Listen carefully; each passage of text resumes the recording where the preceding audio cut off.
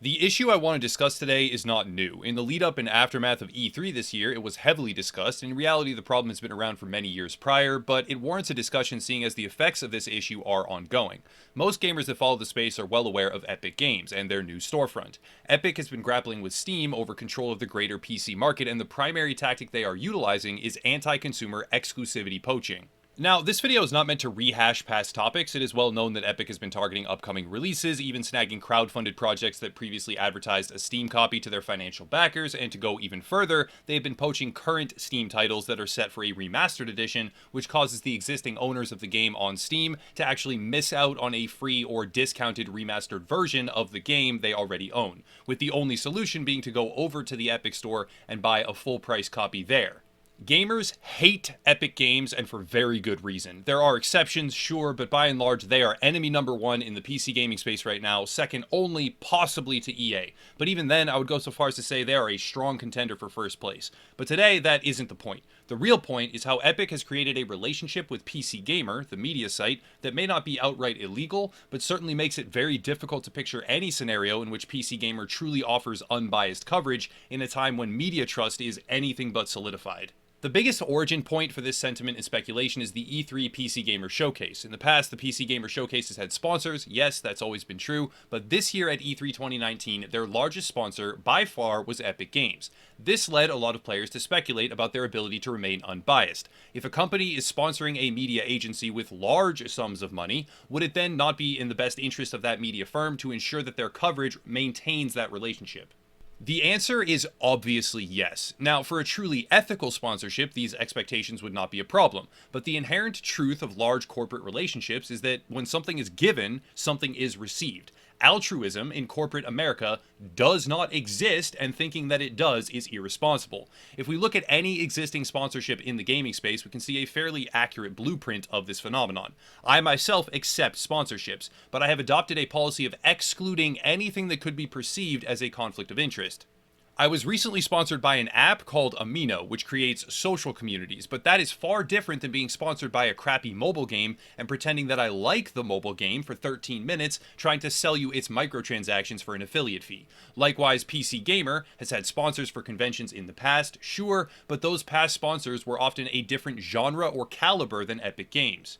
PC Gamer frequently receives hardware sponsors, and the list of possible expectations behind a hardware sponsorship are vastly different than the expectations that can be projected by a company like Epic Games. Trade shows, such as E3 and many others for that matter, are giant advertising celebrations. We all know this, and that's mostly fine when the advertisements are for physical products, hardware, or games that we speculatively might enjoy.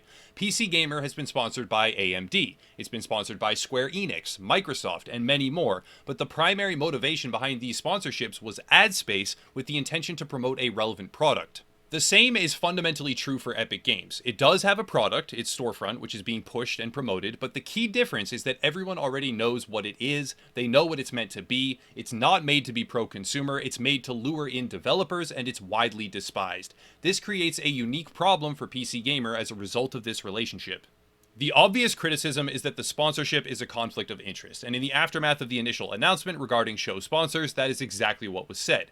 At this point, though, it's important to address some of the rebuttals. Not everyone was claiming a conflict of interest. Some journalists, sites, and individuals were defending PC Gamer and claiming that it is not a problem because it has happened in the past, there were just different partners.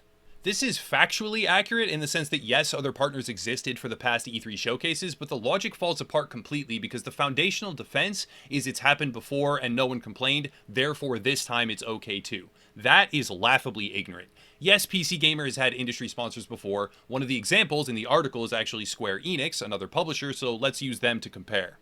Square Enix is a publisher that puts out first-party titles. The expected return on investment for them from PC Gamer was probably game exposure. And you could make the argument that they might have expected positive game exposure, but even then, that was not an extreme divergence from what is common and expected at these conventions. Gamers are well aware that this is a giant media event. It's one of the reasons I personally don't like E3 all that much, but it's understandable. Epic Games is not currently focusing on first-party titles, though they have talked about it a little bit in passing recently. Epic was not sponsoring this showcase with the explicit goal of advertising their newest, long-developed, upcoming project to the relevant consumer audience, because they don't have very much material like that right now. What then was their primary motivation, though, we have to ask? Since Epic is going out of its way to pull developers to its exclusive storefront in a directly detrimental way to average PC players, if you don't believe me, just consider the fact that Epic Games bought Easy Anti-Cheat, which up till that point had been negotiating with Steam to develop Linux support. After the purchase, all efforts towards that goal have been cancelled. Even further, Epic acquired Rocket League, which had an official Linux port in it, but the Epic Store does not and likely will never have a Linux build, so one day a group of players can buy and play Rocket League, but the next, in the future, if it moves off of Steam, now that it's in bed with Epic Games, which seems highly likely, then they can't. This is an entirely different type of sponsorship than what has previously existed for PC Gamer. It's not to promote a product that gamers might want, it's to flesh out influence for a company that does not care what they want. But now, for the capstone that pushes the skepticism over the edge. At least for me it does. This right here is the first example of an article from PC Gamer that raises red flags. I can't stop buying $20 Fortnite skins. The entire thing is an intricate promotion of Fortnite microtransactions. It talks about how cool they are, how amazing they look, and it meekly says they are a bit expensive before diving right back into how awesome a lot of them are and how they are far more preferable when compared to Overwatch's loot boxes. Here is another article, Fortnite Toys, the best figurines and gear. It's literally just a bunch of ads for Fortnite merch and toys. Here's another one, the best Fortnite skins, which has, you guessed it, just a long string of praise reviews for Fortnite skins telling you their price, how to buy them, and even including little calls to action like become the clown or sadly the bundle is only available until XYZ date, which is a classic sales trick to spur a sense of urgency and incentivize purchases. The question must be asked, why did Epic Games sponsor PC Gamer? Is it because of this kind of coverage? If we look at these articles, they were all released shortly before E3 2019. Is there an expectation that this kind of sentiment be continued? I cannot tell you for a fact that there is, considering there have been zero disclosures of vested financial interest, and no acknowledgement of the fact that Epic Games is now verifiably connected to PC Gamer via financial ties. No, I can't say for a fact that this is a quid pro quo scenario, but the question needs to be asked and reflected upon. The excuse of it's happened before so it isn't a conflict of interest this time is asinine, because in truth large gaming companies sponsoring E3 showcases is a conflict of interest almost every single time, but it's a conflict of interest that is within the confines of an expected and perhaps mutually beneficial relationship. Epic Games falls outside that framework as a conflict of interest that is essentially only negative for the end user. So the simple explanation as to why there is an outcry now and not in previous years is because this time it is detrimental and previously it wasn't. I can't sit here and say it's impossible for an outlet to be sponsored by a company and still remain objective. It's not impossible, but the seed of doubt is always going to exist. And I would go so far as to say it is unlikely at best, because even when a conscious effort is made to remain objective, there is still that underlying truth that money changed hands. In large quantities, someone was a beneficiary, and that undeniably affects influence, opinion, and perception. PC Gamer has struggled with objectivity in the past as well. In one instance, their executive editor, Tyler Wilde, began a relationship with a woman who later began writing for the Ubisoft blog. Tyler was removed from reviewing Ubisoft games, but not from covering other Ubisoft stories. So effectively, you had a couple, with one working at a publisher and the other writing media pieces about that same publisher at times. All the while, there was zero disclosure of this relationship.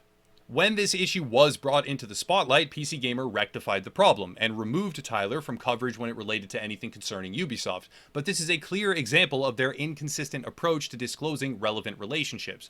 To be totally upfront, the explanation was fine. Tyler seems like a cool guy, and I do not actually think that this issue affected him or his coverage in a negative way, but the point is, PC Gamer tackles disclosure on a case-by-case basis, and even then, an obvious and very strong relationship that existed, they deemed it irrelevant and did not disclose the situation when it happened. It all comes down to this: money changes hands and media modifies coverage of games because of it. Conventions have sponsors, and those sponsors get something in return. It's well known, it's just true. But the reason this instance of behavior has been singled out is because it is a moment when a supremely disliked company, which is claiming benevolence while in reality damaging the experience of actual gamers, entered the scene in yet another disruptive way. PCGamer rolled into E3 with piss poor Fortnite coverage, which is closer to outright advertising than actual journalism, and rolled out with an even further entrenched relationship between themselves and Epic Games. Just because it's a common occurrence does not make it any less concerning. That's it for today, though. I'm getting worked up already. If you want to support the channel, check out the links down below, especially the Patreon. It's a far more consistent thing for me to rely on than YouTube advertising, so give it a look if you want, but either way, the coverage will continue. As always, thank you all for watching, and have a nice night.